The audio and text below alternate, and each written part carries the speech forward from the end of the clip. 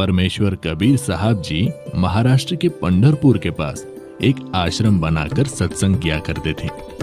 सत्संग में ज्ञान की बातें बताते थे जो सभी लोगों को बहुत अच्छी लगती थी।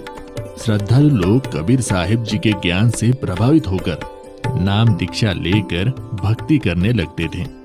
धीरे धीरे उनको भक्ति करने से बहुत से चमत्कार भी होते थे। कबीर साहब जी के सत्संग समागम में लोग बड़ी उमंग से आते थे।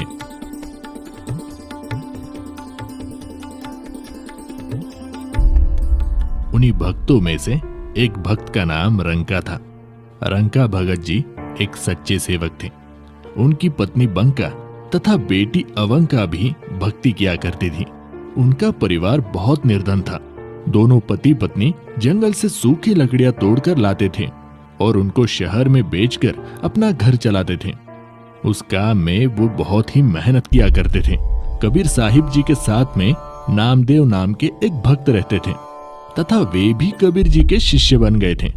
एक दिन उन्होंने अपने गुरुदेव कबीर जी से प्रार्थना की और बोले, हे गुरुदेव, आपके भगत रंका बहुत निर्धन है। ये जंगल से लकड़ियां तोड़ कर लाते हैं और उसको शहर में ले जाकर बेचते हैं।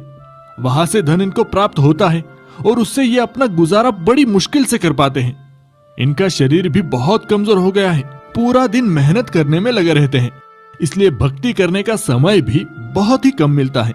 इनको कुछ धन प्रदान कीजिए ताकि इनका निर्वाह ठीक से हो सके। कबीर साहिब जी ने कहा, भक्त नामदेव, मैंने इनको धन देने की बहुत बार कोशिश की, परंतु ये लेते ही नहीं। हे गुरुदेव, आप फिर से धन दीजिए, ये अब की बार अवश्य लेंगे। बड़े दुखी है दोनों। ठीक है बेटा, समय आने दो। एक दिन रंका और बंका रोजाना की तरह जंगल से लकड़ियां सिर पर लेकर आ रहे थे।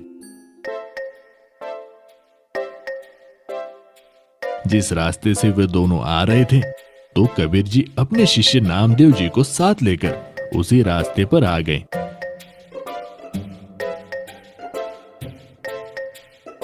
उन्होंने रास्ते के बीच में कुछ सोने चांदी के आभूषण तथा कुछ अशरफियां डाल दी और स्वयं दोनों किसी झाड़ी के पास जाकर छुप गए और उनके आने का इंतजार करने लगे। कुछ देर बाद रंका लकड़ियां सिर पर लेकर आगे आगे चल रहा था।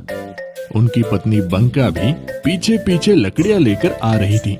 अचानक रंका की नजर नीचे पड़ी।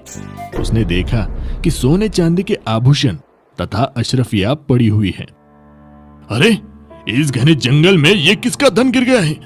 यहाँ तो कोई भी आसपास दिखाई नहीं दे रहा है। ये धन जिसका भी होगा, ऐसे हम प्रयोग भी नहीं कर सकते। लेकिन मेरी पत्नी मेरे पीछे पीछे आ रही है। कहीं उसकी नजर इन पर पड़ गई तो वो भक्ति में विचलित हो सकती है, क्योंकि स्त्री को आभूषण बहुत प्रिय होते हैं। कहीं उसके मन में लालच आ गया तो सारा काम बिगड़ जाएगा। ये विचार करके सारे धन को छुपाने के लिए उस पर पैरों से मिट्टी डालने लग गया। बंका की नजर अपने पति की गतिविधियों पर पड़ी तो उसे बात समझते देर न लगी और दूर से ही कहने लगी, चलो चलो भगत जी, मिट्टी पे मिट्टी क्यों डाल रहे हो? हाँ हाँ, चलो घर चलते हैं, आज तो बहुत देर हो गई। फिर दोनों पति पत्नी उस सारे धन को लांघकर घर चले गए। देख लो नामदेव, अब मैं क्या करूं, ये धन लेते ही नहीं।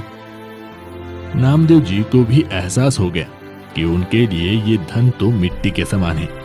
वास्तव में धन तो राम नाम की भक्ति का धन होता है जो कभी भी नष्ट नहीं होता।